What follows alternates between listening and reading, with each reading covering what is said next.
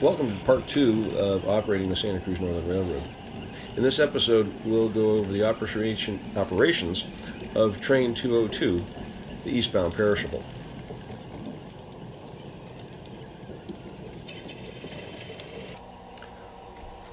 Once the crew has received their clearance card and any train orders, number 202 departs Santa Cruz heading east. As number 202 departs staging, the conductor signs out on the Santa Cruz train registry, letting inferior trains know that he has departed. Train number 202 passes the Laurel train order signal here. If the semaphore had been horizontal for the eastbound trains, number 202 would have had to stop and pick up orders from the agent operator.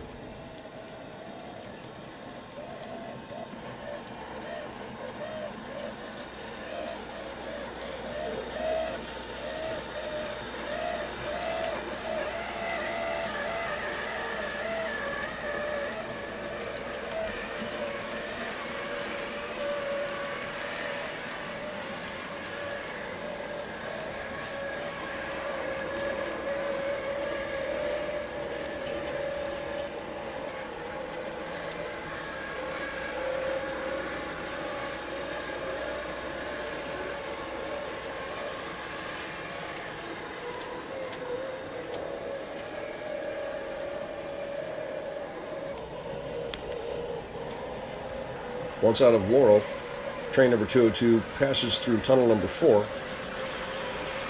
before passing through the short siding at Sargent's, the summit of the railroad.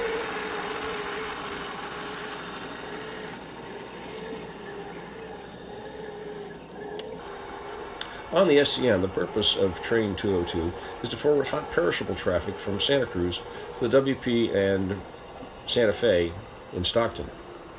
This is a high priority train on the SCN as it carries time-sensitive materials, that is, like perishable fruits and vegetables, and needs to make connections with hot WP and ATSF trains in Stockton. What this means for growers around the Santa Cruz area is that they need to get their products loaded onto reefers before a certain time in the mid to late afternoon, what is known as a cutoff time. If the reefers aren't loaded, they don't make the train and are not forwarded in a timely fashion to Midwest and Eastern markets. Other than the pickup at West San Jose later on in the day, Train 202 is mostly a through freight with very little work en route.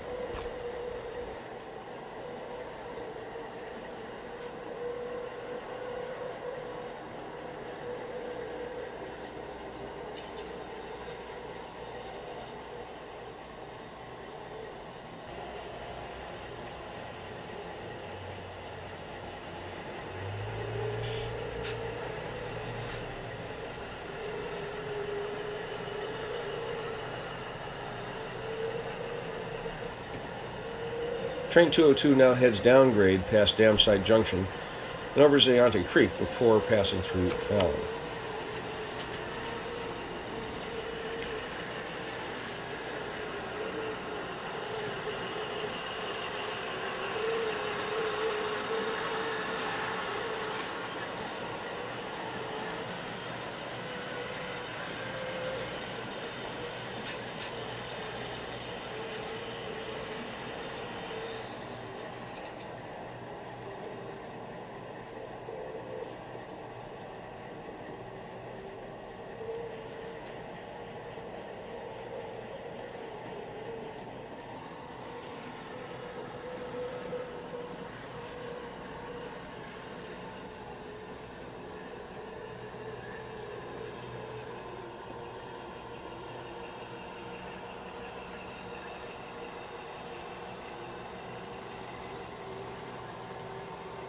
A couple of miles before Fallon, it had become apparent that train number 202's second unit, the ATSF Jeep 30's Turbo, had failed, and it was set out on a siding at Fallon.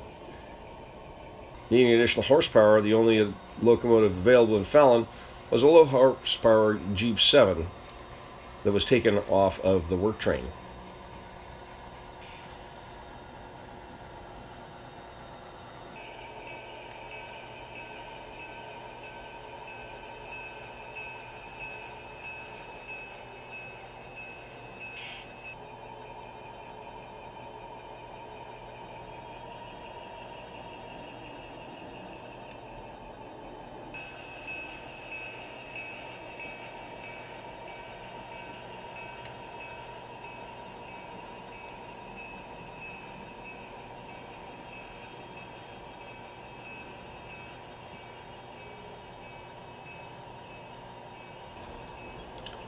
Once the power swap is complete, train number 202 departs Fallon, passing Fall Creek Junction before crossing Bean Creek Trestle and passing through Holy City.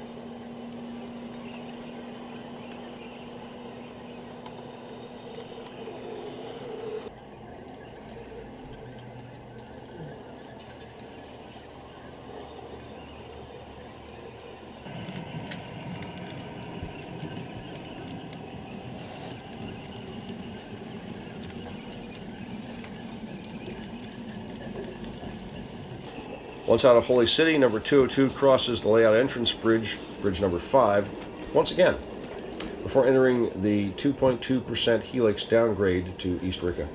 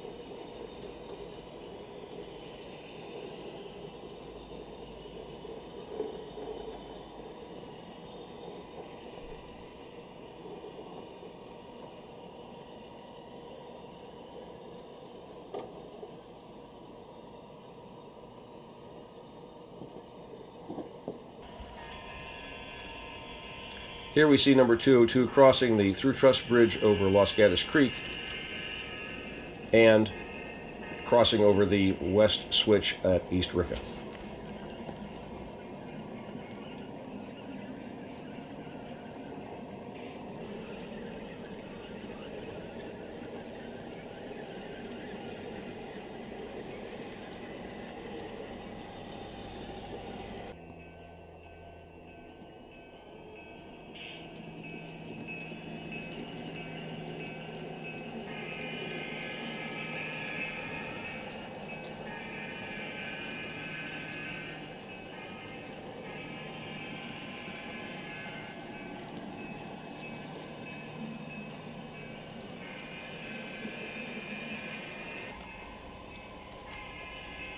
.202 passes the East Ricca train order station before arriving at SP Crossing.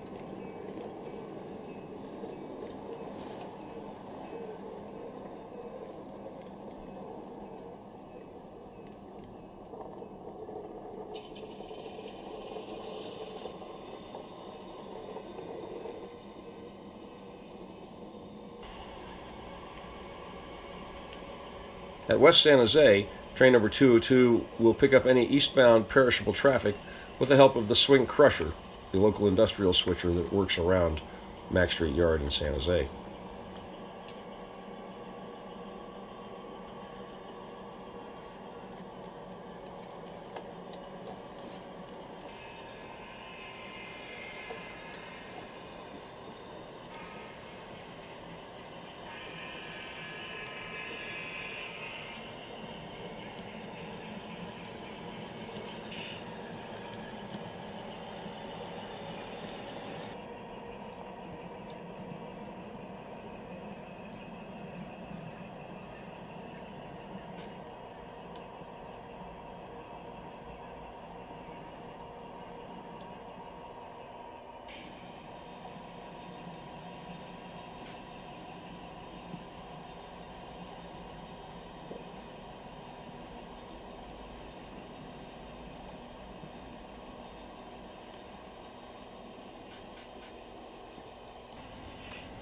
This work is done at West San Jose as opposed to Mack Street Yard itself in order to expedite the switching process.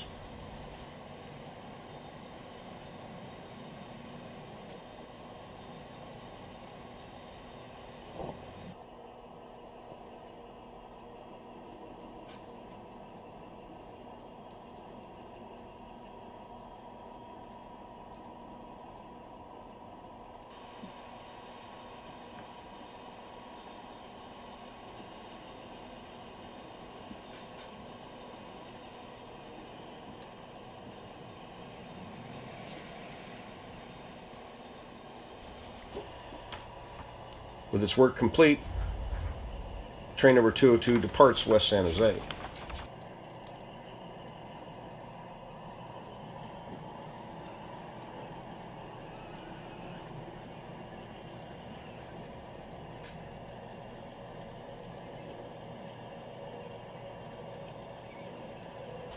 While it would normally have been a straight shot from its pickup onto the WP and heading directly to Stockton, instead, today we enter Mack Street Yard.